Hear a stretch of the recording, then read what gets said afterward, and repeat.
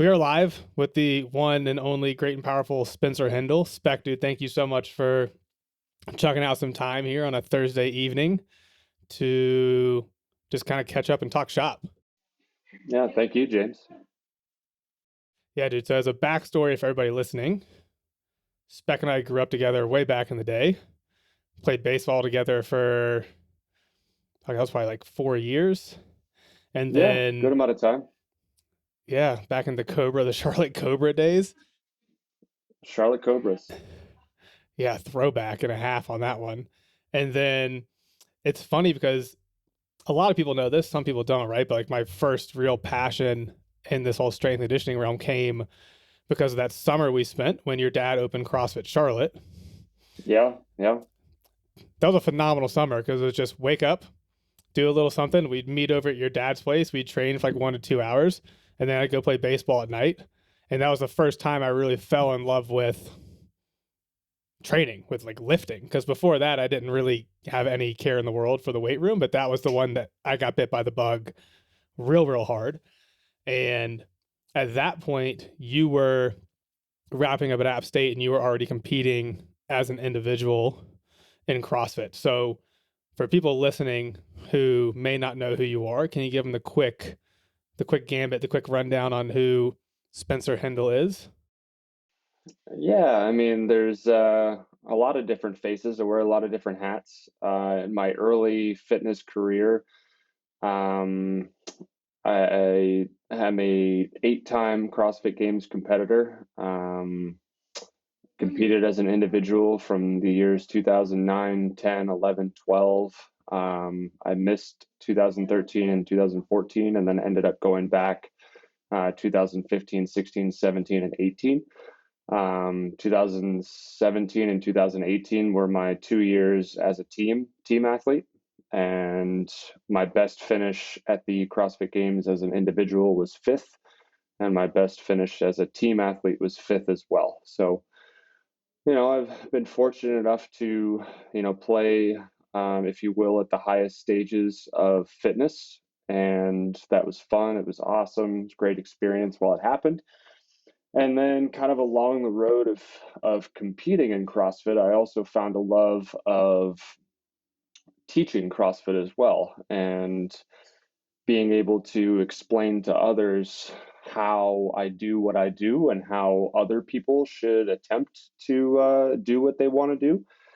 And getting that stuff across isn't always the easiest thing as an athlete, but there are those few and far between that are able to both be very good at what they do, but also be able to explain how they do it and teach others how to do it.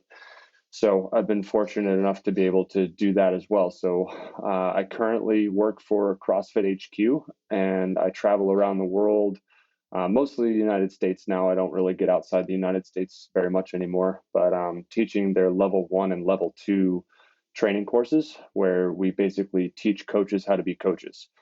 And once you pass the level one test, and you go through that weekend, you can call yourself a level one trainer. And with that level one training certificate, you're able to coach at a CrossFit affiliate or open your own affiliate. And that's what I do as far as teaching. For a long time after competing, I did own an affiliate at one point in time. I got out of that and just started kind of managing a gym, one of my friend's gyms actually. And since COVID happened, that gym actually got shut down. We weren't able to pay the rent anymore, so we had to unfortunately shut that down. And then I actually started just becoming a part-time coach and doing some personal training on the side. And I kind of took a step back and looked at my life and what I want to do with it. And in all honesty, I love teaching people things that they never in the million years thought that they could do. I love the look on their face when they do something that they never believed in themselves that they could do. And I think that that's a cool thing to see. And I think it's a cool thing to be able to, for lack of a better words, change somebody's life for the better. And while that's been my goal and been what I do as far as the fitness world for the longest time, I kind of thought about where else could I make a real change in the world and change in individuals. And I started going down the emergency medical route. And I got my EMT certification back in the summer of 2020, and then immediately went into a paramedic program. And so now that's where I find myself in the middle of a paramedic program. And I'm actually pretty pumped and pretty jazzed up about where life has taken me and where I am right now. And I had my fun in the fitness world, and I don't ever intend on stopping that stuff. I always intend on doing CrossFit and having some involvement in CrossFit and doing the level 1, level 2 seminars. But now I think a majority of my life is going to revolve around literally saving somebody's life. That's huge, man. That's so, so awesome. so I love that yeah, for you. That's great. yeah. So it's cool. Fantastic, dude. So I would love to maybe rewind back a few years, back in those early CrossFit days, and you think about your career there as a competitor. If you were going to audit yourself, what what are some of the things or some of the attributes, some of the variables that you felt allowed you, and allow is probably not the best word there, right? But what are some of the things that allowed you to be really successful there as a competitor, right? Because you're a phenomenal athlete. And in the CrossFit realm, you are an absolute giant, right? You're already a big dude. But then in the CrossFit realm, especially when you consider how long your levers are, you're a giant, right? And you did very successful for a very long period of time in an incredibly competitive sport. So I'd love to know, if you were auditing yourself, what are some of the reasons why you think you had that success? Um, I think there's a lot of things that allowed me to succeed in the manner that I did. My father was a big part of that. As you kind of said earlier, and how you got into fitness, I think that from a very young age, he got me into fitness, got me into weightlifting, got me into just the love of being in shape and working hard for what you wanted. I was always taught from a very young age, you can achieve things, you just have to work very hard at it. As my dad always did when he was younger, and as what he did growing up. So I'm very fortunate that he taught me those life lessons early on in my childhood and throughout my athletic career, as well as just my own being, which was very very important to that. I've also had a lot of really good coaches. I learned Olympic lifting not only from my dad and from some from his football players, growing up, but Coach Mike Bergner, who is CrossFit's Olympic lifting specialist now, but a very good Olympic lifting, very great Olympic lifting coach in his own right. I learned from him.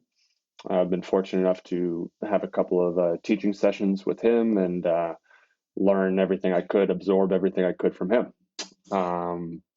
Another Olympic lifting specialist, Chad Vaughn. I learned a lot from him. A couple, Carl Paoli, which is a gymnastics specialist. I'm leaving some other gymnastics specialists out. But yeah, so I've been fortunate enough for a lot of really good coaches, and then on top of the coaches, the athletes that I've trained with.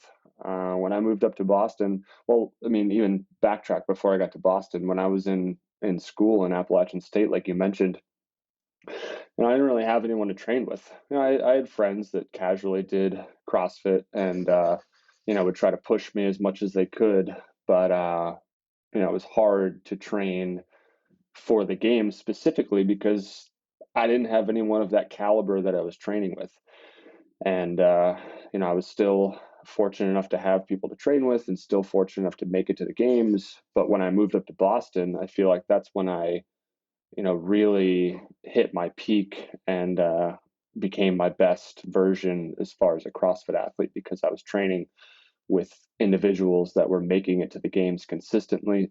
Austin Malleolo, James Hobart, all very big names in the CrossFit world and all very successful athletes in the CrossFit world. And it was really humbling to literally get beat over and over and over and over again in training and in practice. And it was just a humbling experience to have that kind of a training environment. So there's definitely a lot of things that without those things, I don't know if I would be as successful as I was.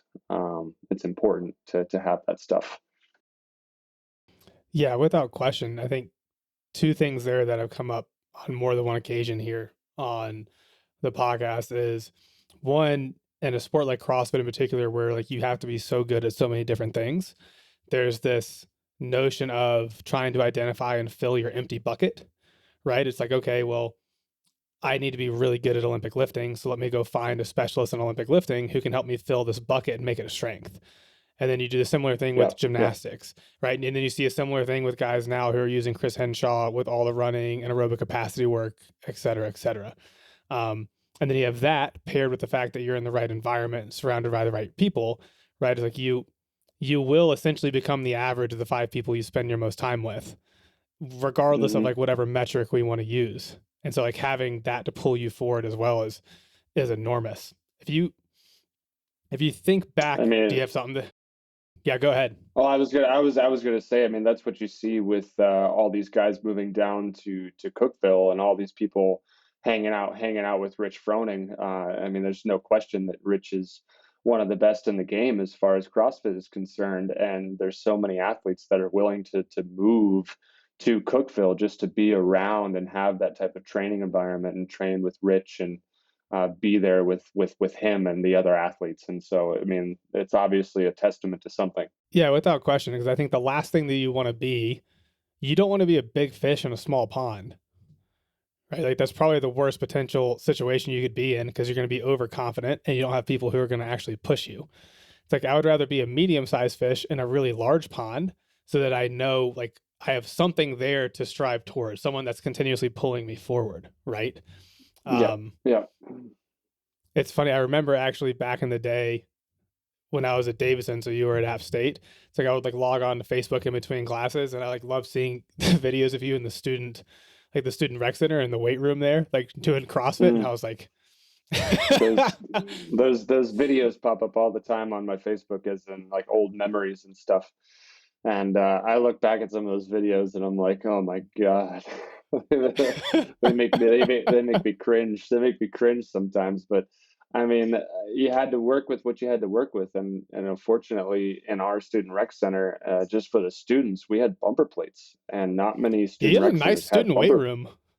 It was before its time. Let's say that it was before its time, and unfortunately, you know, CrossFit is big with handstand push-ups, and we didn't really have a whole lot of places to do handstand push-ups, and so they eventually like stopped me from doing handstand push-ups on my walls that I would normally do my handstand push-ups on because I was leaving scuff marks on the walls.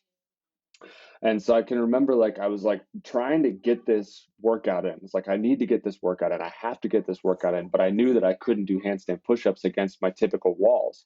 And so I got to a point where I was doing my work outside in the student rec center, but I was doing my handstand push-ups in the bathroom where they couldn't see me.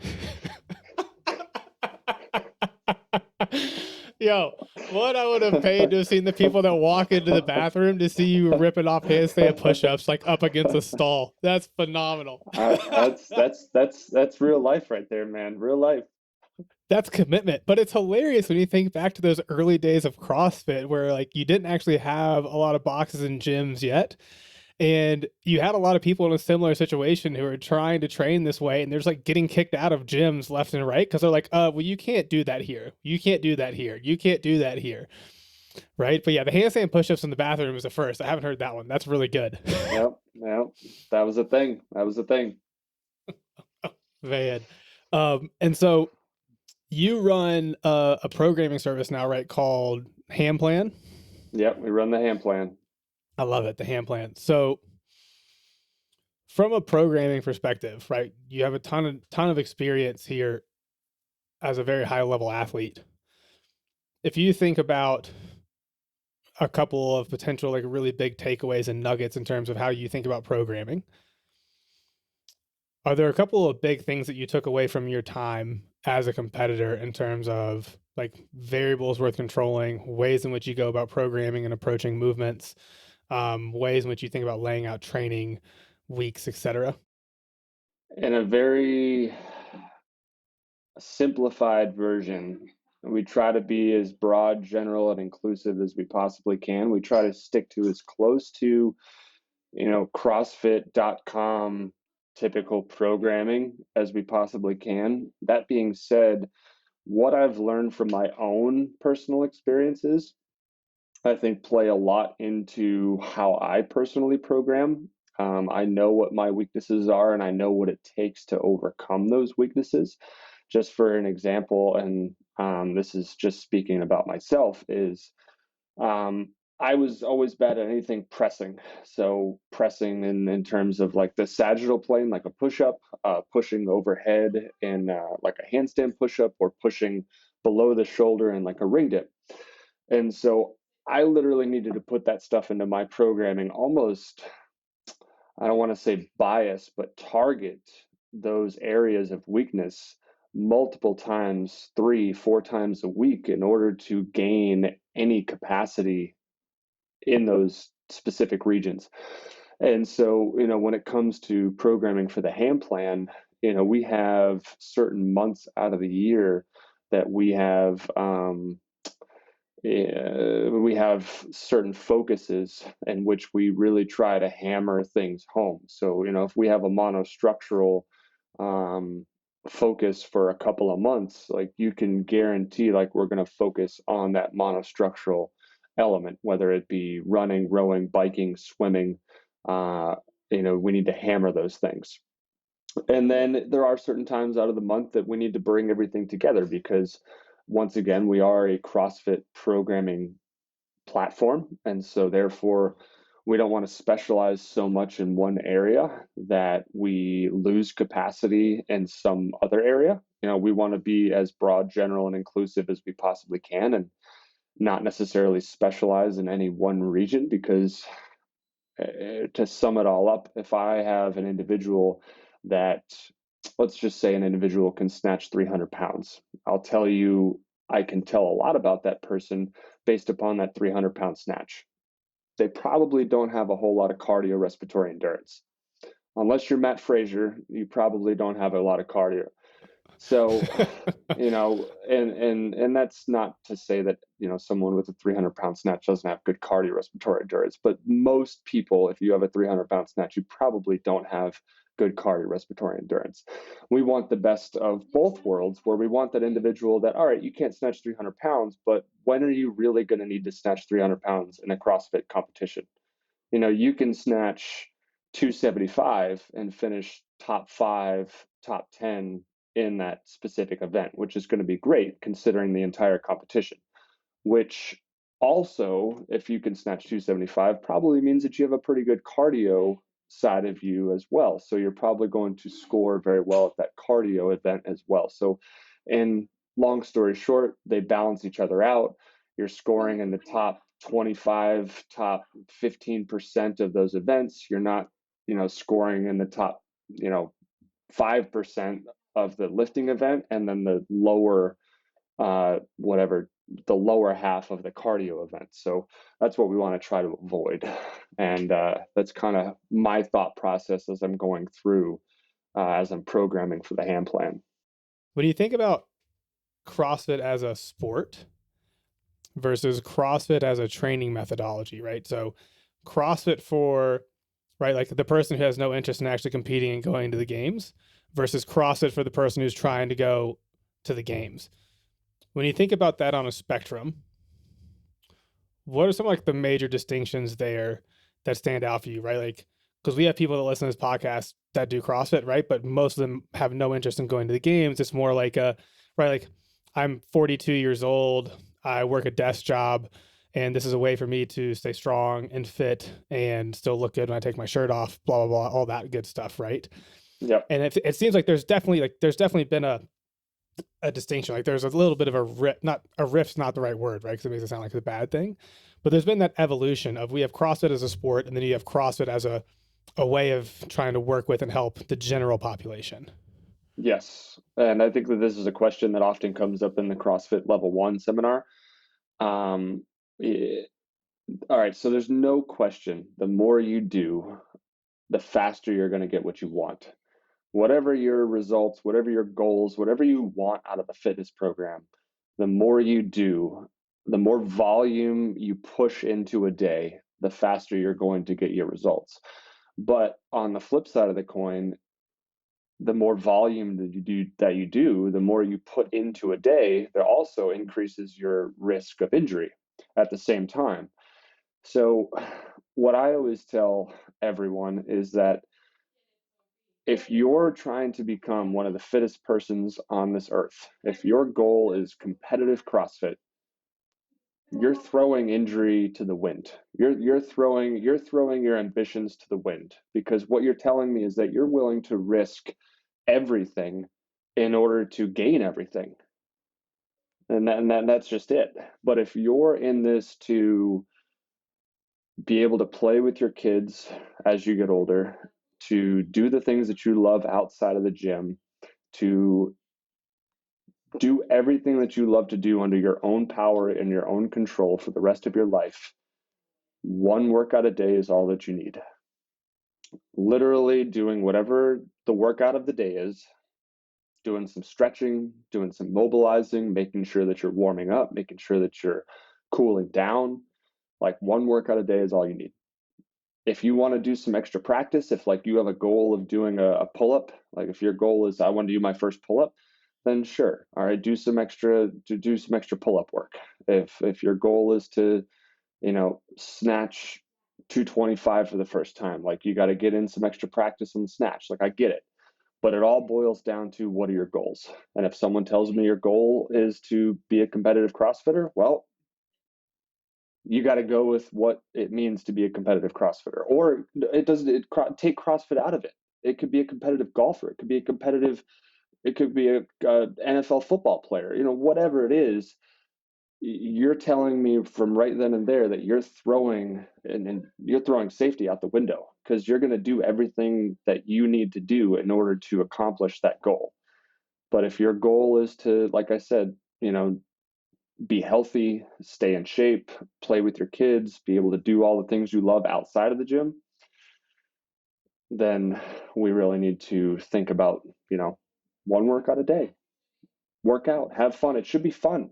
When you work out, when you go to the gym, it should be fun. It shouldn't feel like a job. It shouldn't feel like a chore.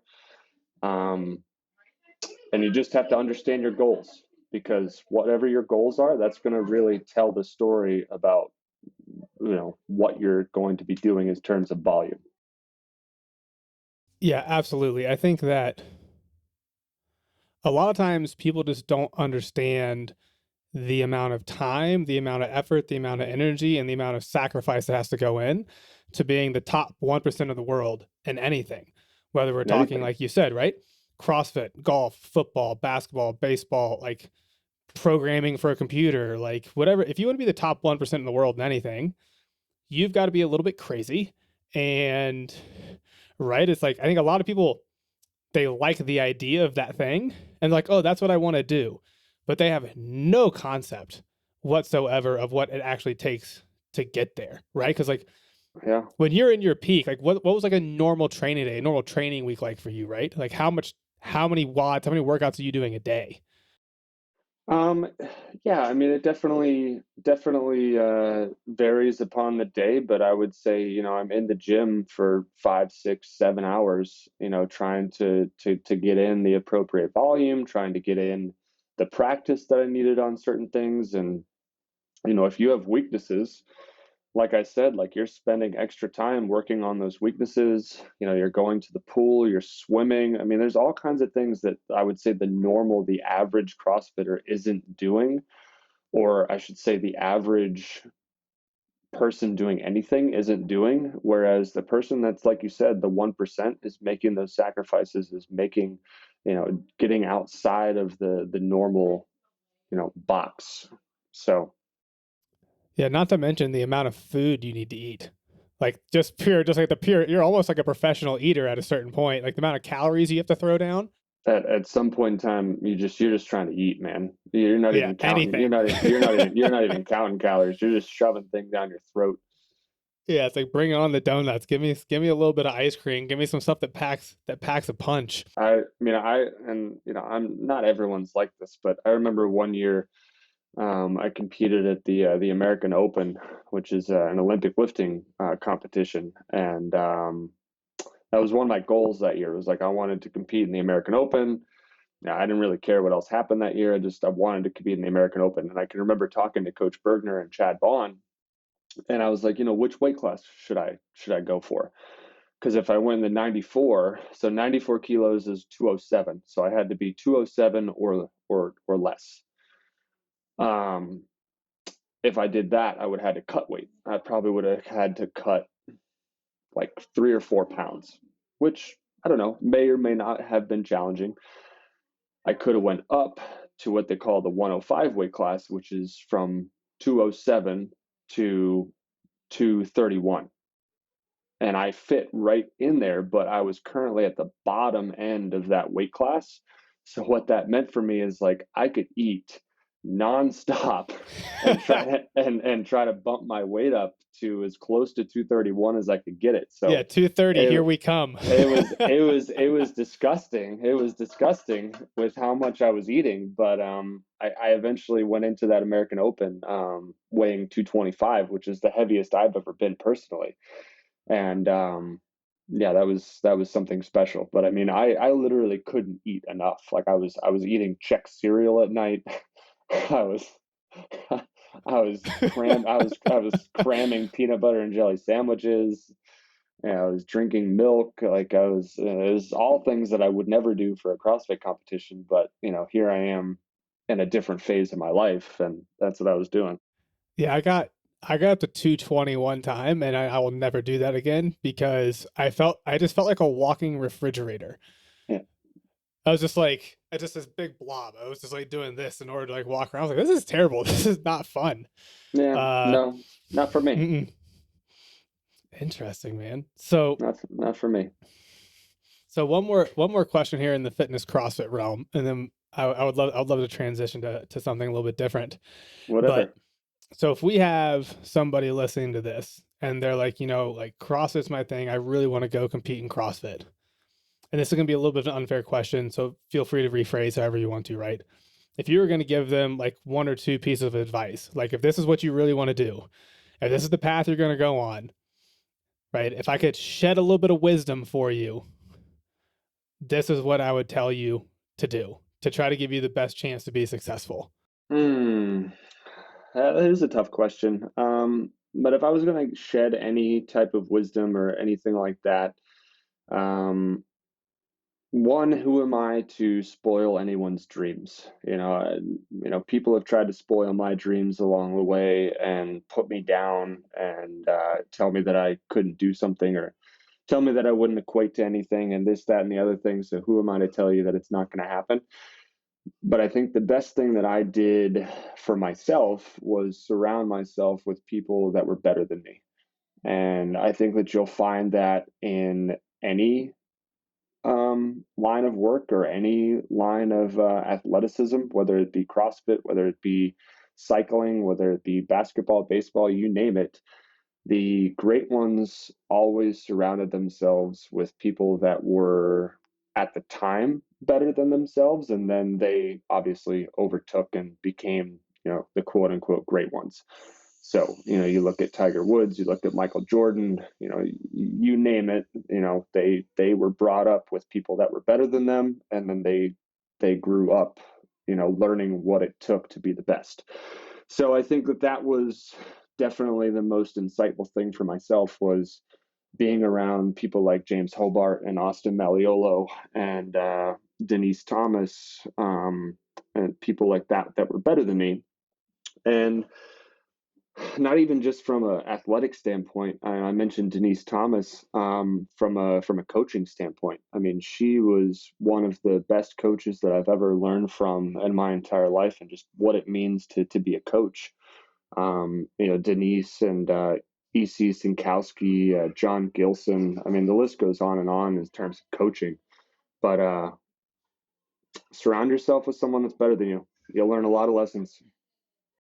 Yeah, like that's one of the things that like we try to really create a lot at Rebel, is to try to make it far more about the community and the other people who you're on the bus with, right? Because at the end of the day, if we were to boil things down to this, like the nuts and bolts of training programs and strength conditioning, it's like, yeah, like there are ways that we innovate in that realm, but at the end of the day, right, like the huge differentiators probably aren't really in that.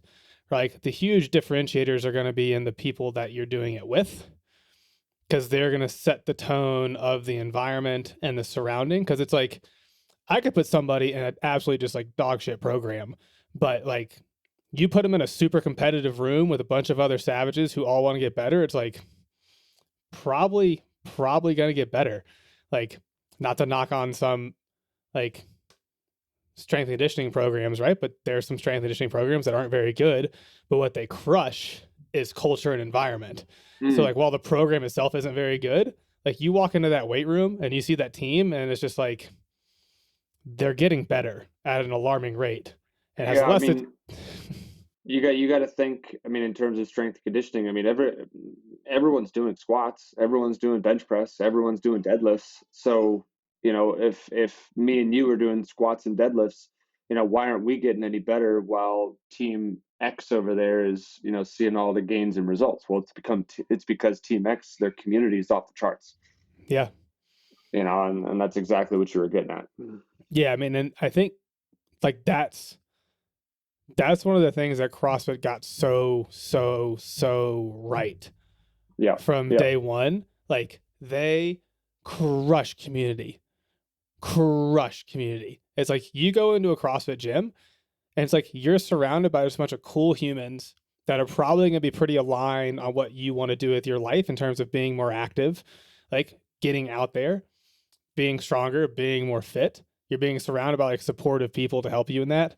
Plus, right, like you start putting numbers on a whiteboard, and if you have a competitive cell in your body, you're going to work a little bit harder than if you were going to go do this thing by yourself, like in a corner of your garage.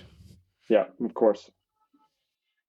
Yeah, and I've been fortunate enough to, like I said earlier, travel around the world, and I've been to a lot of CrossFit gyms, and they are literally all the same.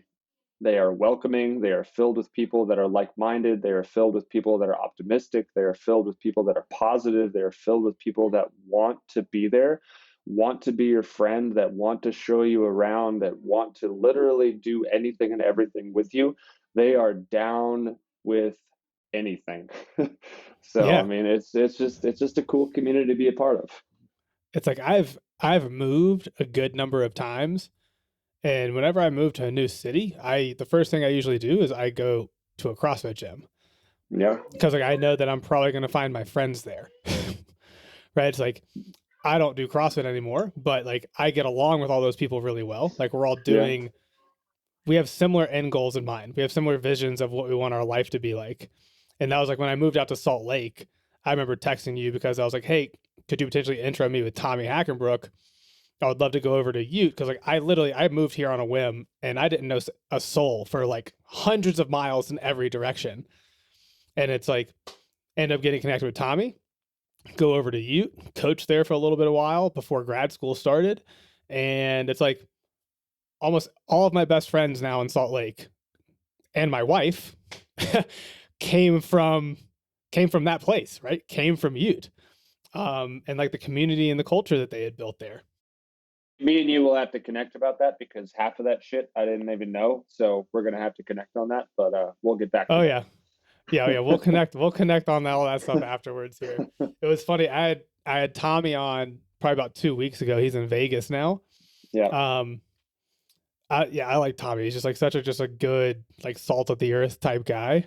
he's a good Um, he's a good dude. yeah, he was funny talking about it. He was like, yeah, Spencer Hendel was like the best like athlete in CrossFit.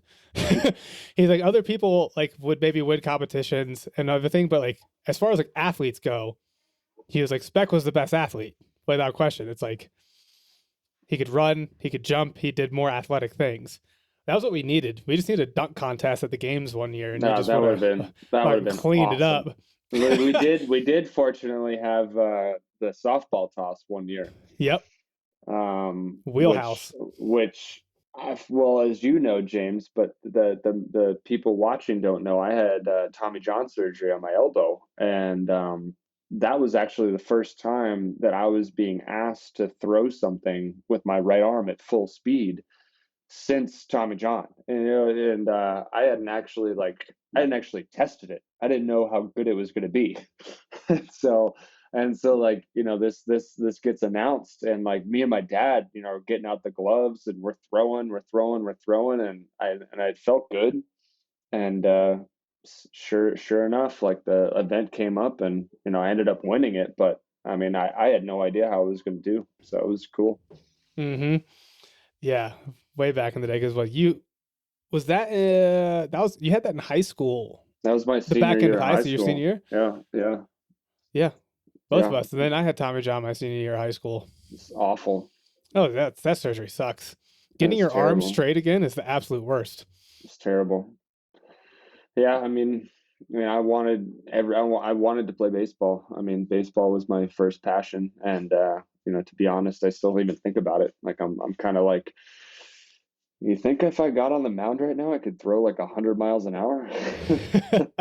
Think I could just be like the rookie and like all of a sudden just like zip it into the catcher's mitt? Hey, you Um, never know. you never know. But that time is long gone. Maybe in my next life. Mm-hmm.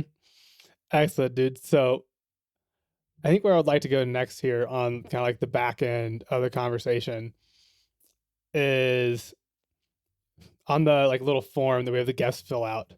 Yeah. We talk about like what are 1 to 3 things that you're really excited about right now.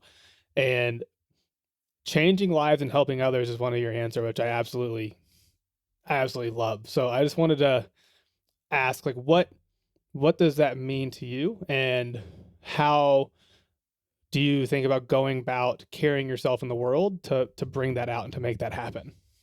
So I talked about it kind of briefly in terms of what I do as far as being a coach. And the thing that makes me tick as far as being a CrossFit coach and maybe just a fitness coach in general is seeing that look on somebody's face when they accomplish something that they never thought that they could accomplish in a million years. And you helped facilitate that change, or, them reaching that goal or help them reach that goal, which I think is, doesn't happen every day, but it's what keeps me going. And when it does happen, it's like the greatest feeling in the world.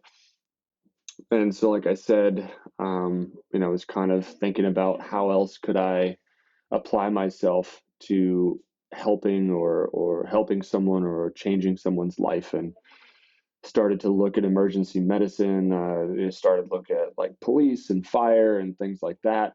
But the police, I didn't really, I don't have anything against the police or anything like that, but it just didn't tickle my fancy. So um, firefighter kind of tickled my fancy a little bit, but the EMS thing, emergency medical service, being an EMT and eventually a paramedic, like that really like, I can really do some good there. Like people are really sick and people really need some help. So, I did my EMT, like I said, in 2020, the summer, and then eventually got into a paramedic program here at the beginning of 2021. And so, when this is all said and done, hopefully by 2022, be a paramedic and saving people's lives and helping save the world one person at a time, and kind of play my part in terms of being a paramedic. And you know uh, everyone that I touch, everyone that I get my hands on, try to make them just a little bit better, and hopefully lead to a positive outcome. I love that. Just I think the way you said it there at the end is really powerful in terms of just trying to live and carry yourself in a way that every single person that you have the opportunity to interact with, every single person that you do have the ability to touch, like they leave better off because of the fact that they were able to meet you and interact with you in their lives. Yeah, exactly. People are having bad days all the time. And I think that one thing that keeps me going a lot of times is, you think that at certain days your life is bad. Well, I mean, there are, count it on your hands, count it on your hands and toes, count it however you want. There's a million other people out there that are having worse days than you are right now. And any opportunity that I can, get a chance to interact with someone, like you said, get my hands on and physically or emotionally, mentally, reach that person and affect them in a positive way. Like that is ultimately what I want to do. And, I've had a lot of experiences in my life, and I've been fortunate enough to have these experiences. And if I can use those to help affect somebody's life in a positive manner, then that's what I want to do. Beautiful. I think that's a fantastic note to end on. I don't know if we could end on a better like walk away, takeaway message for people than that right there, man. So uh let's do this. For people that are listening that want to come check you out, I know we mentioned the hand plan earlier, but where can people go to learn more about you, all the cool stuff that you have going on? Where's the best place to find you on, if you want to be found? If you want to be found, you can say no. But on the interwebs, etc., where should they go?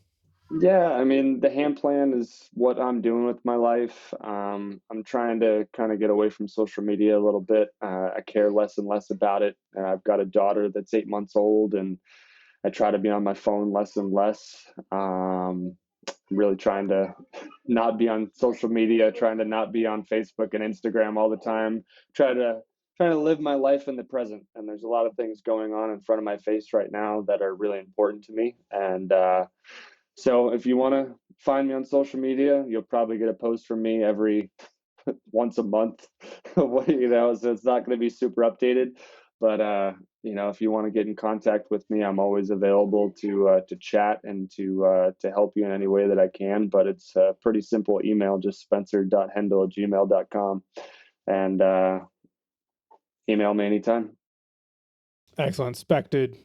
Really enjoyed this. Thanks for chunking out the time, man. Yeah, we'll have to stay in touch better than we have thus far. That would be nice. That would be nice. Absolutely, man. Well, everybody, you guys have a beautiful week. And yeah, that's all I got. Have a great week. Thank you, James.